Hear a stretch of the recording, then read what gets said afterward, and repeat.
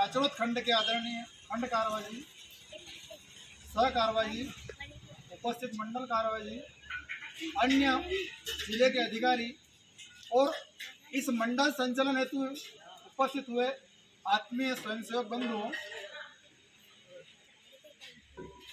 आज हम संघ के इस मंडल संचालन में उपस्थित हुए हैं। तो राष्ट्रीय स्वयंसेवक संघ ऐसा हम जानते हैं और संघ का काम क्या काम है और किस लक्ष्य को लेकर हम काम कर रहे हैं, ये सब बातें हमको ध्यान में। तो संघ की स्थापना आज से 97 वर्ष पूर्व 1925 में जो चित्र लगे हैं हमारे सामने, उस चित्र में से जो पहला चित्र है, डॉक्टर जी ने संघ की स्थापना की 1925 में। जिस बीज की स्थापना की उन्होंने, जिस विचार, जिस काम को लेकर संगठन शुरू हुआ, उसकी 97 वर्षों की यात्रा में आज हम हैं। और 100 वर्ष बहुत 2025 में 100 वर्ष पूरे होने वाले हैं।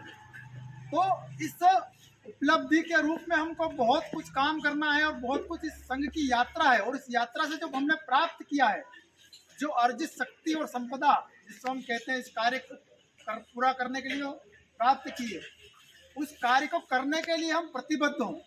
इस भाव को लेकर, इस उद्देश्य को लेकर अपने मालवा प्रांत में ऐसी योजना बनी कि हमारी संघ की जो भौगोलिक इकाई है, उस प्रत्येक इकाई पर मंडल का संचालन निकाला जाए। अब मंडल इकाई क्या है? तो हमारे 5, 7, 8 गाँव को मिलाकर एक रचना है, इसमें एक मंडल है। क्योंकि हम सब जानते हैं कि हम संघ के स्वयंसेवक हैं, तो संघ के स्वयंसेवक होने के नाते सामान्य समाज है हमारा, जो हिंदू समाज इसको कहते हैं, उस समाज से स्वयंसेवक जब हम संघ के स्वयंसेवक बनते हैं, तो उस बनने की प्रक्रिया में कुछ हमारी बाध्यता कुछ तय होती है, अर्हता तय होती है। क्यों बने हम स्वयंसेवक, इस भाव को जानने की आवश्यकता है।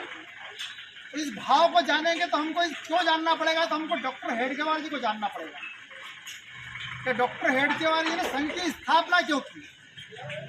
तो थोड़ा सा हमको हमारा जो पुरातन इतिहास काल है, जो हमारी गौरवशाली इतिहास है, उसको थोड़ा समझना पड़ेगा। कि हम देखते हैं जब संघ की स्थापना की, जब हमारा देश आज़ाद नहीं था, एक गुलाम देश था, हमारे ऊपर विदेशियों का राज था, अंग्रेजों का, जिसको अंग्रेज कहते हैं, अंग्रेजों का शासन था। तो हम देखते हैं कि हमारी जो भारत गौरवशाली परंपरा है, उस परंपरा में दुनिया की एकमात्र धरती है जहाँ परमपिता परमेश्वर, जिसको ईश्वर कहते हैं, ईश्वर ने स्वयं इस धरती पर अवतार लिया। ईश्वर को जब धरती पर धर्म की स्थापना के लिए आना पड़ा, तो उसके लिए कोई स्थान चयन करना था, जो धरती का चयन करना था, तो भारत की भूमि है, ये पुण्य भूमि है। इस पुण्य भूमि पर अवतार लेकर उन्होंने मानव जीवन में ये सिद्ध किया कि समाज कल्याण के लिए कौन सा मार्ग चयन करना चाहिए और उसके लिए क्या क्या करना चाहिए हमको। हमारे सामने राम का उदाहरण है, भगवान कृष्ण का उदाहरण है। इसके बाद हम ध्यान में आए, कलयुग में जब आएंगे तो देखेंगे कि हमारे जब इस धरती पर आक्रमण हुआ, इस पुण्य भूमि पर आक्रमण हुआ, तो इसकी गौरवशाली परंपराएं थी। यहाँ की संस्कृति, यहाँ का ज्ञान, यहाँ की परंपराएं हम देखते हैं तो कितने प्रकार की परंपराएं, कितने प्रकार का गौरव। और सोने की चिड़िया, धन धान्य से पूर्ण कौन देश था, तो दुनिया में कोई एकमात्र देश था, वो भारत देश था। दुनिया के जितने बलशाली लोग हुए हैं, जिन्होंने पराक्रम के बल पर जब भी आता था इस धरती पर आया, तो उनको संपूर्ण परास्त करके वापस अपने स्थान पर भेज दिया। तो पराक्रमी योद्धा कहाँ हुए, तो वहाँ हमारे इस देश में हुए। दुनिया में यदि ज्ञान की आवश्यकता पड़ी, दुनिया को जब अंधकार से मुक्ति दिलाने के लिए प्रकाश की आवश्यकता पड़ी, जब दुनिया को कोई रास्ता नहीं मिलता था, तब भारत के ज्ञान के प्रकाश से पूरी दुनिया को अपनी ओर आकर्षित किया। और नालंदा और तक्षशिला विद्यालय के बारे में हम जानते हैं, पूरी दुनिया से लगभग आज नहीं, उस समय के काल में 10-20 हजार विद्यार्थी एक साथ अध्ययन करते थे। इतने बड़े बड़े हमारे पास विश्वविद्यालय, और उस विश्वविद्यालय में जो ज्ञान था कि एक मानव धरती पर जन्म लेकर नर से जो नारायण हो सकता है, यानी स्वयं भगवान हो सकता है। परंपरा अगर किसी ने दुनिया को दी है, तो वो एकमात्र भारत की संस्कृति सनातन परंपरा है। इतना सब होने के बावजूद भी ऐसा क्या हुआ कि हमारी जो यहाँ का जो मूल समाज का स्वाभिमान शून्य हो गया, और इस पर विदेशियों ने कम वर्ष के लिए हजार साल आक्रमण होना एक स्वाभाविक प्रक्रिया, क्योंकि हमारा गौरव, हमारी परंपरा, हमारे संपन्नता हर किसी को अपनी ओर आकर्षित करती है। लेकिन आक्रमण होने को गुलामी स्वीकार करने का स्वभाव कहाँ से आया? इसका हल निकाला, इसका मूल मंत्र खोजा। डॉक्टर जी ने उस समय क्रांतिकारी देश आजादी का आंदोलन चल रहा था, उस आंदोलन में डॉक्टर की सहभागिता करते थे। देखते थे, ध्यान आता था कई बार की बातें। तो उन्होंने चिंतन किया कि जब तक यहाँ का मूल समाज, हमने हमारे पर आक्रमण हुए, हमने उनको समूल नष्ट कर दिया, उनको वापस अपने दे दिया, फिर कोई आक्रांता है। हमारे उज्जैन के समाज विक्रमादित्य का देखा आपने, विक्रम संवत ये धरती पर छठों का आक्रमण हुआ तो उन्होंने छठों को समस्त यहाँ से धरती से मूल परास्त करके वापस उनको जहाँ से आए थे वहीं भेज दिया। आज दुनिया में सबका नाम लेने वाला कोई नहीं, सब नाम मिल गए यहाँ से। कुछ बात है कि हस्ती मिलती नहीं है। तो ये सब परंपराएं होते हुए उनको लगा कि जब तक यहाँ का मूल समाज संगठित होकर जागृत नहीं होगा, स्वाभिमान से युक्त नहीं होगा, तब तक इसको चिर स्थायी रखना, यानी इस देश में स्वाभिमान को वापस जीत को चिर स्थायी रखना असंभव होगा। और इस कार्य की पूर्ति के लिए उन्होंने हिंदू समाज का संगठन करना है। लक्ष्य क्या था? हिंदू समाज का संगठन करना है। अब हिंदू समाज का संगठन करना है तो डॉक्टर जी उस समय डॉक्टर की डिग्री करके आए थे, और उस समय देश में डॉक्टर बहुत कम हुआ करते थे। चाहते तो एक अच्छा जीवन जी सकते थे डॉक्टर जी व्यवसाय करके, लेकिन उन्होंने समाज की जो मूल समस्या थी उस समस्या का समाधान करने की शल्य चिकित्सा का काम किया। और उस काम को करने के लिए उन्होंने एक और एक मात्र चुनाव उन्होंने तय किया कि इस समाज का संगठन करना है, चाहे जैसे भी हो। मन में एक स्वभाव तय किया कि ये काम करना है।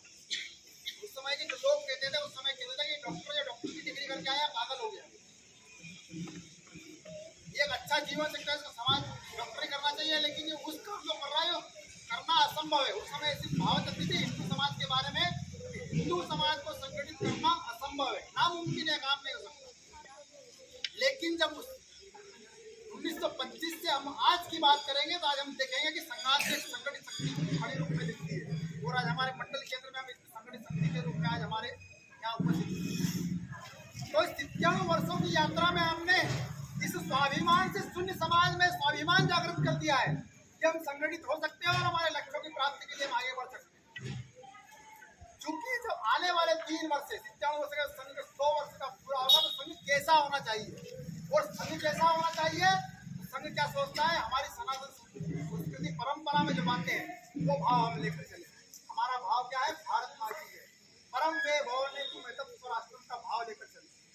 इस भारत माता को इसके पुनः विराई स्थान पर, जैसी हमारी संस्कृति परंपरा थी, स्वाभिमान से युक्त समाज, समरसता से युक्त समाज, धन धान्य से युक्त समाज, शिक्षा से युक्त समाज, सारी बातें इसके अंदर है, उन सबसे युक्त करना है। और जो बुराइयां इस समाज के अंदर आ गई है, कुछ कालांतर के आक्रमणों के कारण कुछ प्रकार की व्यवधान, कुछ समस्याएं आ गई है, इन समस्याओं से हमको मुक्त करना है। मुक्त करने की प्रक्रिया क्या है? तो इसके लिए स्वयं प्रयास, हमने ये सुना है, स्वयं प्रेरणा से माता की सेवा का व्रत धारा है, सत्य स्वयं सेवक बनने का सतत प्रयत्न हमारा।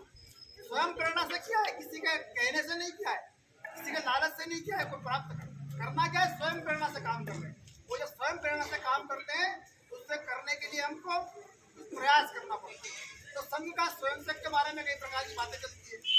इस समाज कार्य के करने के लिए जैसा हमको स्वयंसेवक चाहिए, जैसा कार्यकर्ता चाहिए, वैसा कार्यकर्ता हम सबको बनने की दिशा में प्रयास करना है। तो कैसा होना चाहिए?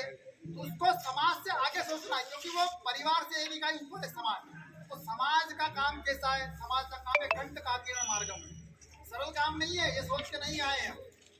एक कांटो भरा मार्ग है, लेकिन इस कांटो भरे मार्ग को हमने चयन किया है तो उसके लिए हमारे पास कुछ अर्हता भी है, धैर्य है, साहस है, शौर्य है और पराक्रम का इतिहास है हमारे पास, ज्ञान है, अर्जित शक्ति है हमारे पास कि हमारे पूर्वजों ने कैसा पराक्रम किया। तो इन सब बातों को ध्यान करते हुए हमको मुक्त करना है। किसको? समाज को इन व्याधियों से मुक्त करना है, जो समाज में किस प्रकार की समस्या है, इन समस्याओं से मुक्त करना है। और जो गुण चाहिए, जैसे गुण, गुणों से हमको युक्त करना है, ये काम हम लेके चले। तो क्या क्या करना है? तो मूल समाज में आज बहुत प्रकार की समस्या है, समस्या को अध्ययन करेंगे तो समस्याओं को कम नहीं है, हजारों हजार समस्या है। उदाहरण किसका है? तो एक आदर्श उदाहरण रखते हैं। हम देखते हैं समुद्र में, उन्होंने समुद्र उनको रास्ता नहीं देता, उसके लिए क्या आवश्यकता था? पुल का निर्माण करने की आवश्यकता, इतनी बड़ी सेना को पार लगाने की आवश्यकता थी। तो उस समय के जो इंजीनियर थे नल नील, उन्होंने उस पुल का निर्माण का काम अपने हाथ में लिया। जब पुल निर्माण का काम चल रहा है तो हमने गिलहरी का उदाहरण सुना है। तो ये पुल निर्माण का कार्य, सारे बानर पत्थर ला रहे थे, पत्थर पर तराशा जा रहा था, उनको पुल निर्माण चल रहा था। तो देखते हैं एक छोटी सी गिलहरी क्योंकि वो बालू रेत थी और वो रेत में जाती, लोट लगाती और वो अपने फूल को पुलिया पर खिलाती, वापस आती, फिर पानी में आती, फिर लोट लगाती, फिर रेत खिलाती। तो कई जानवर देख रहे थे, बार बार गिलहरी आती, दिन भर वही काम करते हैं। तो बाकी जो जानवर थे वो देख रहे थे ये गिलहरी क्या करती है। बाकी जानवरों को मन में हुआ कि क्या कर क्या रही है, तो उन्होंने उसको बुलाया इधर कि भैया क्या कि तू जो कर रही है, इतने बड़े बड़े वानर भालू इतने बड़े बड़े पत्थर उठा कर ला रहा है, ये रख रहा है, इससे पुल निर्माण होना है, तुझे बारीक बारीक जो रेत के कारण इससे बुरा, इससे कोई पुल पे कोई फर्क पड़ने वाला है, कुछ होने वाला है क्या।